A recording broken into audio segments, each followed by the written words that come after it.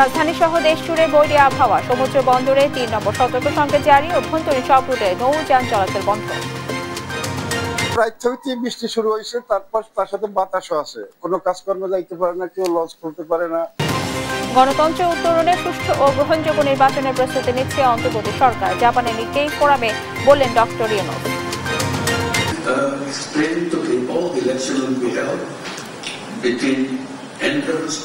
This year in December or maximum of June. এক মাসে ৫ শতাধিক মানুষকে বাংলাদেশে ছেড়ে দেয় বিএসএফ। আন্তর্জাতিক আইন লঙ্ঘন করছে ভারত, বলছেন বিশেষজ্ঞরা।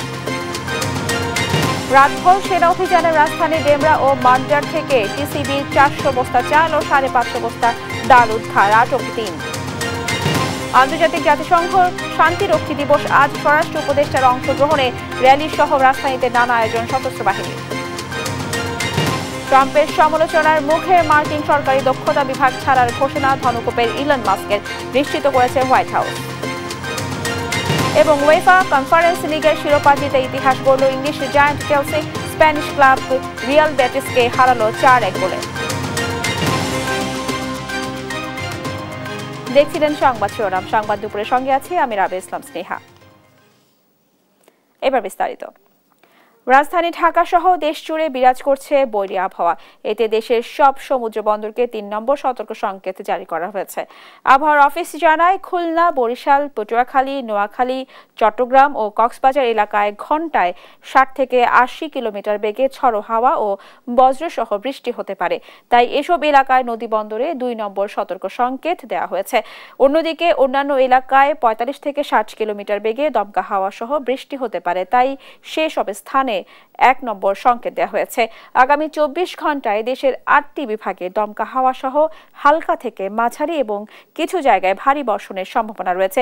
এদিকে বৈরী আবহাওয়ার কারণে বরিশাল থেকে অভ্যন্তরীণ রুটগুলোতে বন্ধ রয়েছে লঞ্চ চলাচল।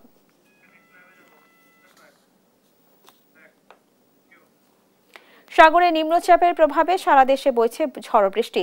সব সমুদ্র বন্দরকে ৩ নম্বর সতর্কতা সংকেত দিয়েছে আবহাওয়া অফিস।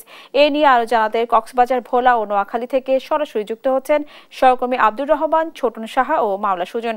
শুরুতে চলে যাচ্ছে কক্সবাজারে। আব্দুর রহমান, আমাদের জানাবেন বর্তমানে কক্সবাজারের আবহাওয়া পরিস্থিতি কি, এবং সেই সাথে জানাবেন আবহাওয়া অফিস কি বলছেন। ধন্যবাদ। যেমনটি জানাচ্ছিলেন, আসলে কক্সবাজারে আজকে ৩ দিন ধরে গুড়ি গুড়ি বৃষ্টি, কখনো মেঘ কখনো বৃষ্টিতেই যাচ্ছে কক্সবাজারের আবহাওয়া। সর্বশেষ আবহাওয়া অফিস আমাদেরকে যেটি জানিয়েছে, ঘূর্ণিঝড়টি নিম্নচাপে পরিণত হয়েছে এবং এটি এখন শক্তি সঞ্চার করে ঘন্টায় ৪০ কিলোমিটার বেগে দমকা হাওয়া, জড়ো হাওয়া বয়ে যেতে পারে বলে আমাদেরকে জানিয়েছে। সকাল থেকে প্রচুর বৃষ্টি হচ্ছে এবং কক্সবাজারের বিশেষ করে পাহাড়ি অঞ্চলে যে মানুষগুলো বসবাস করে, পাহাড়ের ঢালে রোহিঙ্গা ক্যাম্প সহ সেখানে অতিবৃষ্টি হলে যে পাহাড় ধসের সংখ্যা রয়েছে সেটি নিয়ে জেলা প্রশাসন জোর তৎপরতা শুরু করেছে এবং বিশেষ করে জেলা প্রশাসনের ওর থেকে মাইকিং করা হচ্ছে এবং জেলা প্রশাসন এবং আবহাওয়া এবং সরকারি বিভিন্ন সংস্থাগুলো যাতে জলোচ্ছ্বাসের কারণে কোনো ধরনের যদি বৃষ্টিতে যদি কোনো ধরনের হয় তাহলে সেক্ষেত্রে তারা প্রস্তুতিমূলক ব্যবস্থা রেখেছে। যেই আশ্রয়কেন্দ্রগুলো রয়েছে বিশেষ করে তাদেরকে প্রস্তুত রাখা হয়েছে এবং বিশেষ করে যেই নৌযানগুলো রয়েছে সেগুলো সমুদ্রের তীরবর্তী এলাকায় থাকার জন্য নির্দেশ দেওয়া হয়েছে। এবং আমাদেরকে সর্বশেষ আবহাওয়া যেটি জানিয়েছে সেটি হলো যে কক্সবাজারে আগামী ২-৩ দিন প্রচুর পরিমাণে বৃষ্টি হবে এবং আজকে এবং গতকালকে মিলিয়ে প্রায় ১০০ মিলিমিটার বৃষ্টিপাত রেকর্ড হয়েছে বলে আমাদেরকে জানিয়েছে, যেটির প্রভাবে আজকে সারা দিন এবং আগামীকালও এই অতিবৃষ্টির ফলে কক্সবাজারের যেই নির্মাঞ্চলগুলো রয়েছে সেখানে অতিরিক্ত পানি, জোয়ারের পানি ঢুকতে পারে বলে আমাদেরকে আবহাওয়া অফিস আমাদেরকে জানিয়েছে। কক্সবাজারের যে পর্যটনরা রয়েছে তারাও এই যে ঝড় তুফানের মধ্যে তারা উপভোগ করতেছে সমুদ্রের যে ঢেউগুলো আসতে পড়ছে, বিশেষ করে দৈত্য আকারের ঢেউ, এবং তারা তাদের পরিবার পরিজন নিয়ে সমুদ্রের স্থানে মুক্ত রয়েছে। বিশেষ করে পর্যটন ব্যবসায়ীরা তারা যেটা অভিযোগ করে তাদের এই জড়ো হওয়ার কারণে তাদের ব্যবসা বাণিজ্য মুক্ত উপরে পড়েছে এবং আগামী কয়েকদিন তারা এটি চলমান থাকবে বলে তারা যে কষ্ট হবে সেটার জন্য জেলা প্রশাসন সহ সরকারি যে তাদের সহযোগিতার আহ্বান জানিয়েছে। বিশেষ করে এই যে কক্সবাজার কক্সবাজারের যেই সকাল থেকেই যে গুড়ি গুড়ি বৃষ্টি এবং সেটি এখন ভারী বর্ষণের দিকে আস্তে আস্তে বৃষ্টিপাত বাড়ছে এবং এটার ফলে কক্সবাজারের যেই নির্বাচনগুলোতে পাহাড়ে ধসের যদি হয় তাহলে হতাহতের আশঙ্কা করেছেন স্থানীয় প্রশাসন। সেজন্য তারা তাদের প্রস্তুতি নিচ্ছে এবং আমাদেরকে আবহাওয়া অফিস এবং সব কিছু ট্রান্সপোর্ট গঠন করা হয়েছে। এর ফলে কক্সবাজারের যেই ইয়েটা রয়েছে সেটার ফলে আমার কাছে ছিল সর্বশেষ। আমরা এখন যাব ভোলায়। নয়ন, এবং গত বছর এটা ছিল প্রায় 100-র উপর।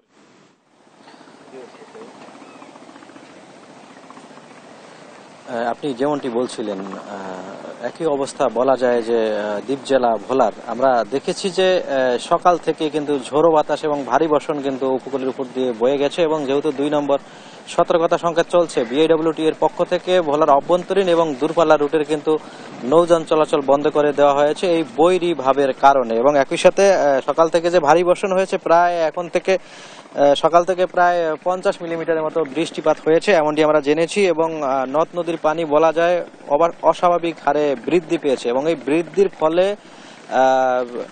আমরা যেমনটি জেনেছি নিচু এলাকা প্লাবিত হয়েছে। যেহেতু আজকে যে মেঘনার পানি বিপদসীমার 67 সেন্টিমিটার উপরে রয়েছে যে কারণে বাঁধের বাইরে যে সমস্ত জনপদ রয়েছে সেগুলো কিন্তু আপনার প্লাবিত হয়েছে, মানুষ কিন্তু দুর্ভোগে পড়েছেন এমনটি আমরা জেনেছি এবং একই সাথে ঝুঁকির মধ্যে পড়েছে যে উপকূলবর্তী যে সমস্ত যে বাঁধ রয়েছে সেগুলো কিন্তু অনেকটাই ঝুঁকির মধ্যে পড়েছে এবং সেগুলো ধসে পড়ার আশঙ্কাও কিন্তু তারা করছেন। এবং আমরা জেলা প্রশাসনের সাথেও কথা বলেছি। জেলা প্রশাসন থেকে যেমনটি বলা হয়েছে তারা আসলে সার্বিক যে প্রস্তুতি সেটি নিয়েছে। ইতিমধ্যে তারা একটি সভাও করেছে, সেই সভা থেকে সার্বিক প্রস্তুতির কথা কিন্তু তারা আমাদেরকে বলছিলেন এবং বলছিলেন যে সার্বিক যে প্রস্তুতি তার অংশ হিসেবে ক্ষয়ক্ষতি কমিয়ে আনার জন্য তারা সর্বোচ্চ ব্যবস্থা নিয়েছেন এমনটি জেলা প্রশাসক আজাদ জাহান আমাদেরকে জানিয়েছেন। তো আমরা বিআইডব্লিউটি এর সাথে কথা বলেছি, তারা বলছিলেন যে পরবর্তী নির্দেশ না দেওয়া পর্যন্ত কিন্তু সব রুটে লঞ্চ চলাচল বন্ধ থাকবে এবং তারা বলছিলেন একই সাথে আমরা আবহাওয়া অধিদপ্তরে কথা বলেছি। আবহাওয়া অধিদপ্তর থেকে বলা হয়েছে যেহেতু এটি লঘুচাপ থেকে নিম্নচাপে সৃষ্টি হয়েছে, এটি যদি ঘূর্ণিঝড়ের রূপ নেয় সেক্ষেত্রে উপকূল অতিক্রম করবে, সেক্ষেত্রে ক্ষয়ক্ষতিরও কিন্তু আশঙ্কা করা হচ্ছে। তো এই ছিল ভোলার যে আবহাওয়ার সার্বিক পরিস্থিতি। এখন আমরা যুক্ত হব নোয়াখালীতে, সেখানে রয়েছেন আমাদের সহকর্মী মাওলা সুজন। মাওলা সুজন, আপনি সেখানকার এই মুহূর্তে যে আবহাওয়া পরিস্থিতি বিরাজ করছে সেই তথ্য জানাবেন। ছোটন, আপনাকে ধন্যবাদ। আপনি যেমনটি বলছিলেন ভোলার কথা, তো আমি যদি নোয়াখালীর কথা বলতে চাই তাহলে শুরুতে বলতে হচ্ছে যে নোয়াখালীতেও ভোলার মতো কিন্তু আবহাওয়া বিরাজ করছে। সকাল থেকে নিম্নচাপের প্রভাবে কিন্তু নোয়াখালীতে গুড়ি গুড়ি বৃষ্টি হচ্ছে সেই ভোরবেলা থেকে। অবশ্যই এই বৃষ্টি কিন্তু মধ্যরাত থেকে শুরু হয়েছিল, যার প্রথমে ঝিরঝির অবস্থায় ছিল, কিন্তু ভোর হওয়ার সাথে সাথে কিন্তু এই বৃষ্টির পরিমাণ বেড়ে তা মুষলধারে, কখনো মুষলধারে বৃষ্টি হচ্ছে, কখনো অবিরাম বৃষ্টি হচ্ছে, আবার কখনো থামছে, কিন্তু যে থামার চাইতে বৃষ্টির পরিমাণে বেশি। তো এই মুহূর্তে কিন্তু আকাশ অনেকটা মেঘলা হয়ে রয়েছে, ঘুমট হয়ে রয়েছে, চারদিক অন্ধকার রয়েছে বলা যায়। তো জেলা আবহাওয়া অফিস সূত্রে যেটি জানতে পেরেছি, এই নিম্নচাপের প্রভাব যতক্ষণ থাকবে ততক্ষণ কিন্তু নোয়াখালীতে আবহাওয়া বিরাজ করতে থাকবে। কখনো বৃষ্টি হবে, কখনো ঝড় বাতাস হবে, আবার বাতাসের গতিবেগও কিন্তু কখনো কখনো বাড়তে পারে বলে তারা জানিয়েছে। তো নোয়াখালী জেলা আবহাওয়া অফিস জানিয়েছে গত 24 ঘন্টা অর্থাৎ আজকে দুপুর 12টা পর্যন্ত নোয়াখালীতে মোট 99 মিলিমিটার বৃষ্টিপাত রেকর্ড করা হয়েছে, যা গত 2-3 দিনের একটি সর্বোচ্চ রেকর্ড বলে তারা জানিয়েছে। এছাড়া যে হাতিয়া, নোয়াখালী, দ্বীপ উপজেলা তিনটি উপজেলা রয়েছে যে ঝড়, বন্যা, জলোচ্ছ্বাস কবলিত। দ্বীপ উপজেলা, হাতিয়া, কোম্পানিগঞ্জ, সুবর্ণচর, এই 3টি উপজেলা কিন্তু ঝড় জলোচ্ছ্বাসে ব্যাপক ক্ষতিগ্রস্ত হয়। তো আমি আসলে 3টি উপজেলার প্রশাসন সূত্রে যেটি জানতে পেরেছি, বিশেষ করে হাতিয়া উপজেলা বেশি বন্যা কবলিত বা ঝড় জলোচ্ছ্বাস ঘূর্ণিঝড় কবলিত হয়, সেখানে কিন্তু উপজেলা প্রশাসন ব্যাপক প্রস্তুতি নিয়ে রেখেছে। তারা উপকূলবর্তী যেসব যে প্রান্তিক জনগোষ্ঠী রয়েছে তাদেরকে কিন্তু যে নিরাপদে থাকার জন্য তারা বারবার মাইকিং করেছে। একই সাথে তারা মানুষকে উদ্বুদ্ধ করার জন্য, নিরাপদ স্থানে উদ্বুদ্ধ করার জন্য প্রচারণা চালিয়েছে। একই সাথে যে অন্যান্য উপজেলা রয়েছে সেগুলো কিন্তু যে ব্যাপক বৃষ্টিপাত হচ্ছে, একই সাথে মোটামুটি ধরনের বাতাস হচ্ছে। তো বাতাসের গতিবেগ তেমন একটা বেশি না হয়, এটা কিন্তু একটা স্বস্তির নিঃশ্বাস ফেলতে হচ্ছে। তো আমি নোয়াখালী জেলা প্রশাসন সূত্রে যেটি জানতে পেরেছি যে কোনো ধরনের প্রাকৃতিক দুর্যোগ মোকাবেলা করার জন্য নোয়াখালী জেলা প্রশাসন প্রস্তুত রয়েছে এবং জেলা প্রশাসন প্রান্তিক জনগোষ্ঠীর পাশে থাকবে। এ হচ্ছে নোয়াখালী থেকে আমার কাছে সর্বশেষ। স্নেহা। ধন্যবাদ আব্দুর রহমান ছোটন এবং সুজন, আপনাদের তিনজনকেই। দর্শক, শুনছিলাম আবহাওয়ার বর্তমান পরিস্থিতি নিয়ে। এবার যাব অন্যান্য প্রসঙ্গে। দেশকে গণতন্ত্রে উত্তরণে সুষ্ঠু ও গ্রহণযোগ্য নির্বাচন দিতে প্রস্তুতি নিচ্ছে অন্তর্বর্তী সরকার। সকালে জাপানের নিক্কেই ফোরামে এই কথা জানান অন্তর্বর্তী সরকারের প্রধান উপদেষ্টা ডক্টর মোহাম্মদ ইউনূস। এই সময় বাংলাদেশের মানুষের প্রত্যাশা ও স্বপ্ন পূরণে সরকার কাজ করছে বলেও জানান তিনি। সম্মেলনে সার্ক নিয়েও কথা বলেন অধ্যাপক মোহাম্মদ ইউনূস। 4 দিনের রাষ্ট্রীয় সফরে বুধবার থেকে জাপানে আছেন তিনি।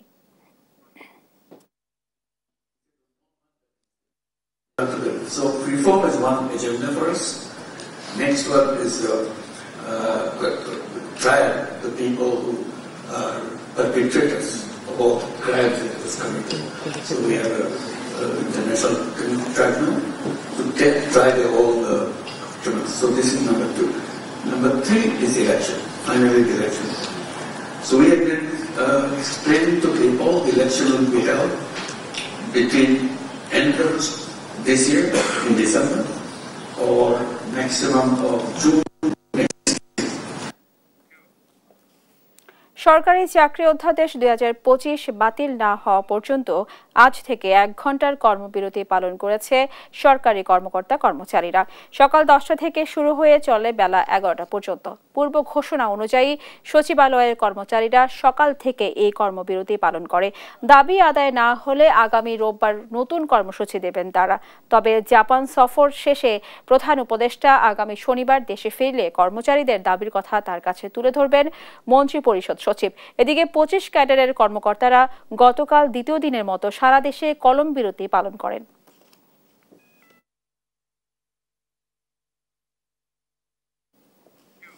আজ বৃহস্পতিবার আন্তর্জাতিক জাতিসংঘ শান্তিরক্ষী দিবস। বিশ্বের অন্যান্য দেশের ন্যায় বাংলাদেশেও যথাযোগ্য মর্যাদায় এই বছর দিবসটি পালন করা হচ্ছে। সকালে শান্তিরক্ষীদের স্মরণের মধ্য দিয়ে দিবসের কর্মসূচি শুরু হয়। বিমান বাহিনীর ঘাঁটি বাসারের সামনে থেকে একটি র্যালি বের হয়ে বিজয় সরণি প্রদক্ষিণ করে পুনরায় বিমান বাহিনীর ঘাঁটিতে এসে শেষ হয়। উদ্বোধন অনুষ্ঠানে প্রধান অতিথির বক্তব্যে স্বরাষ্ট্র উপদেষ্টা লেফটেন্যান্ট জেনারেল মোহাম্মদ জাহাঙ্গীর আলম চৌধুরী শান্তিরক্ষী মিশনে বাংলাদেশের সশস্ত্র বাহিনীর ভূমিকা তুলে ধরেন।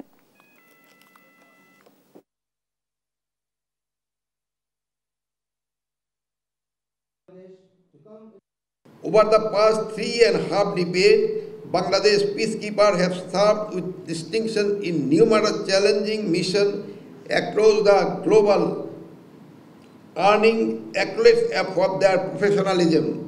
BIPSOT provides a comprehensive mission-specific training to our Army, Navy, Air Force, and police personnel, and aligning with the UN standard and contemporary peacekeeping challenges.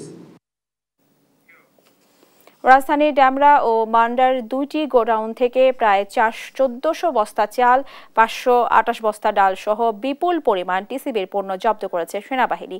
এ সময় 3 জনকে আটক করে হস্তান্তর করা হয় ডেমরা থানায়। জব্দ করা টিসিবির পণ্য ডেমরা ও মুগদা এলাকায় হস্তান্তর করা হয়েছে। তারেক মাহমুদ সুজনের রিপোর্ট।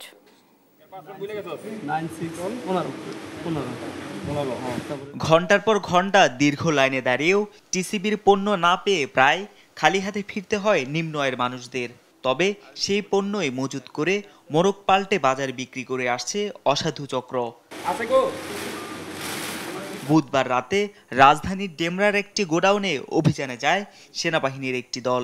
এ সময় টিসিবির চাল, ডাল, আটা ও সোয়াবিন তেলের সন্ধান পাওয়া যায়। পরে গোডাউনের সামনে টিসিবির পণ্য বোঝাই 5টি ট্রাকও জব্দ করা হয়, যেখানে রয়েছে 50 কেজি পরিমাণের 1360 বস্তা চাল, 507 বস্তা আটা, 17 বস্তা ডাল এবং 150 লিটার সোয়াবিন তেল। এ সময় 3 জনকে আটক করা হয়। পরে তাদের দেয়া তথ্যে রাজধানীর মান্ডায় আরও 4টি গুদাম ঘরের সন্ধান পায় সেনাবাহিনী। সেখানে একটি গুদাম থেকে 211 বস্তা আটা এবং 30 বস্তা টিসিবির চাল জব্দ করা হয়। পরে তা মুগদা থানায় হস্তান্তর করে সেনাবাহিনী। এছাড়াও ডেমরায় গোডাউন থেকে জব্দ করা পণ্য ও আটককৃত 3 জনকে ডেমরা থানা পুলিশের কাছে হস্তান্তর করা হয়। তারেক মাহমুদ সুজন, দেশ টিভি, ঢাকা। সাগরে নিম্নচাপের প্রভাবে রাজধানীতেও ভোর থেকে হচ্ছে বৃষ্টি, এতে ব্যাহত হচ্ছে নগর জীবন। এ নিয়ে আরো জানাতে কাকরাইল মোড় থেকে যুক্ত হচ্ছেন সহকর্মী ফজল আদিত্য। যেমনটি বলছিলাম, সকাল ভোর থেকেই রাজধানীতে বৃষ্টি হচ্ছে। রাজধানীতে বৃষ্টির কী প্রভাব দেখছেন, বিস্তারিত জানাবেন।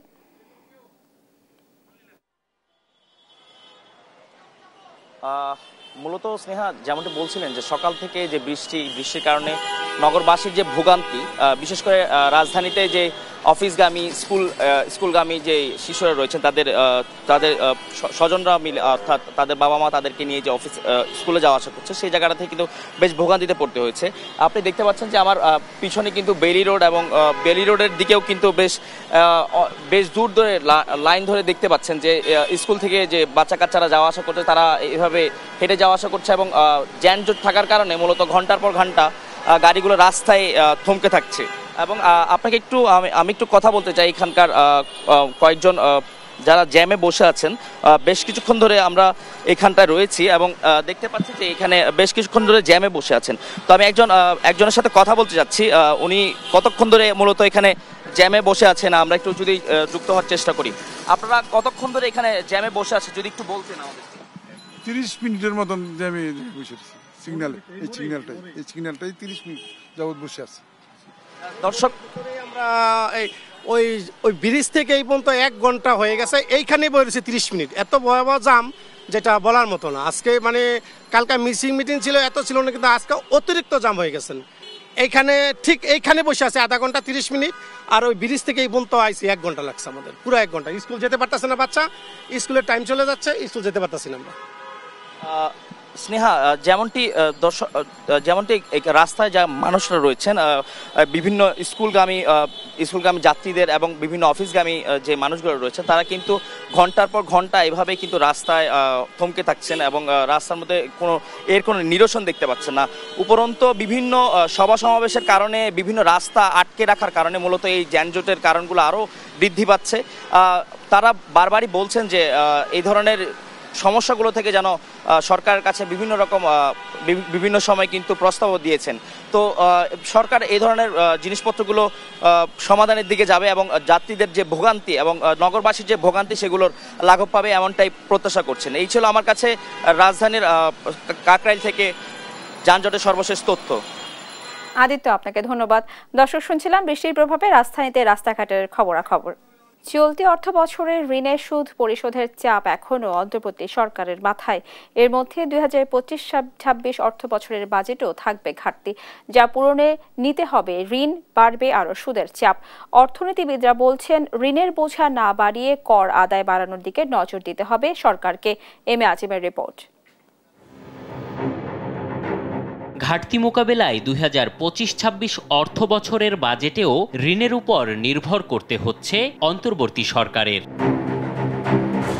এবার বৈদেশিক ঋণের উপর আরও বেশি নির্ভর করার সম্ভাবনা রয়েছে। চলতি অর্থ বছরের বাজেটে বৈদেশিক ঋণ 90,700 কোটি টাকা ধরা হয়, তবে এবার তা আরও 19,300 কোটি টাকা বেড়ে যেতে পারে। কিছুটা কমার সম্ভাবনা রয়েছে অভ্যন্তরীণ ঋণের পরিমাণ। এবার 1,30,000 বা 40,000 কোটি টাকা অভ্যন্তরীণ ঋণ নেওয়া হতে পারে, আগের বছর যা ছিল 1,52,500 কোটি টাকা। এ হিসেব বলছে বাজেটে বাড়বে সুদ পরিশোধের ব্যয়। গত অর্থ বছরে 1,13,500 কোটি টাকা সুদ হলেও এবার তা বেড়ে 1,33,000 কোটিতে ঠেকতে পারে। এ অর্থনীতিবিদ মনে করছেন, এমন সুদের বোঝা শুধু বাজেট বাস্তবায়নকেই চাপে ফেলবে না, রিজার্ভ ও অর্থনীতিকেও প্রভাবিত করবে। আগামী অর্থ বছরে যেহেতু প্রায় মোট বাজেটের 17% মতো এই সুদ পরিশোধে ব্যয় করা হবে এবং তার একটা বড় অংশ চলে যাবে ডলার হিসেবে দেশের বাইরে, তো সুতরাং একদিকে রিজার্ভের উপরে চাপ তৈরি হবে, অন্যদিকে দেশের অর্থনীতিও খানিকটা সংকুচিত হতে পারে।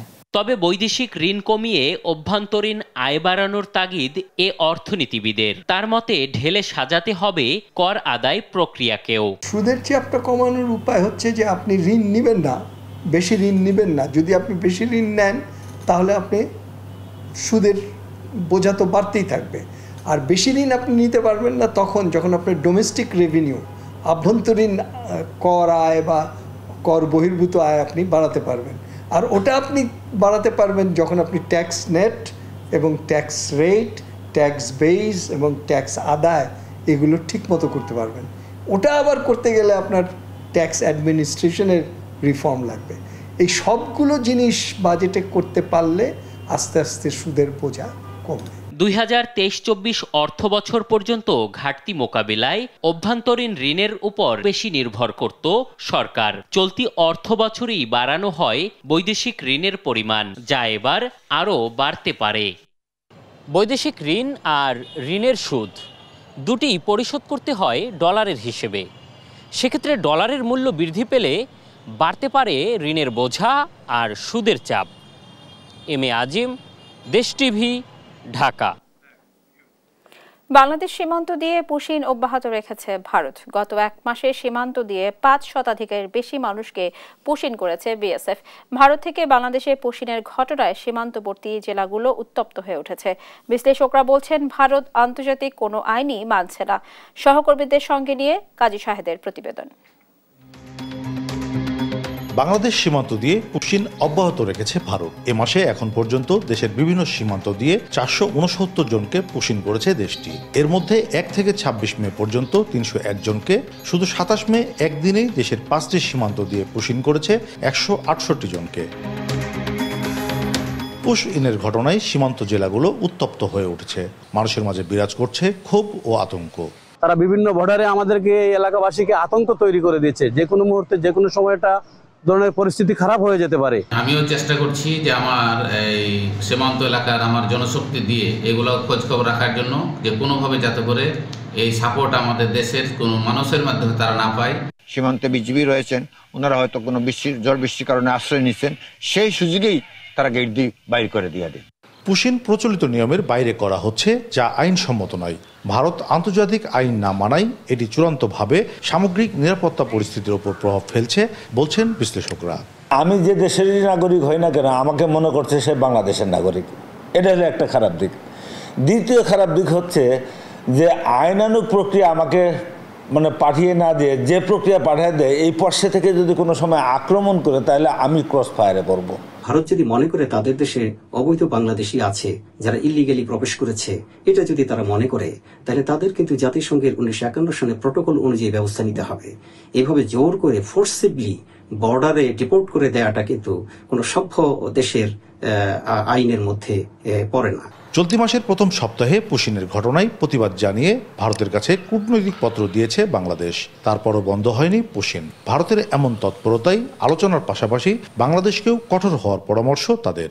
বাংলাদেশের রাজনৈতিক কর্তৃপক্ষের কাজ হলো ভারত গভর্নমেন্টের উপর এমন একটা কূটনৈতিক প্রেশার দেওয়া যাতে করে তারা এই পুশিনের কাজটা না করতে পারে, অথবা তার বর্ডারকে এমনভাবে সিল করা বা এমনভাবে প্রোটেক্ট করা যাতে করে তাদেরকে ঢোকাইতে না পারে। বাংলাদেশ সরকারের উচিত হবে ভারতের কাছে সেই লিগ্যাল ফরমেশন অনুযায়ী যোগাযোগ করা এবং চেষ্টা করা যাতে করে ভারত আলোচনার মাধ্যমে এই সমস্যাগুলোর সমাধান করে। বিশ্লেষকরা বলছেন বিষয়টি গভীর উদ্বেগের। এভাবে চলতে থাকলে ভারত পুশিনের সুযোগ নিয়ে কোনো বড় অপরাধীকেও পাঠাতে পারে। কাজী শাহেদ, দেশ টিভি, রাজশাহী।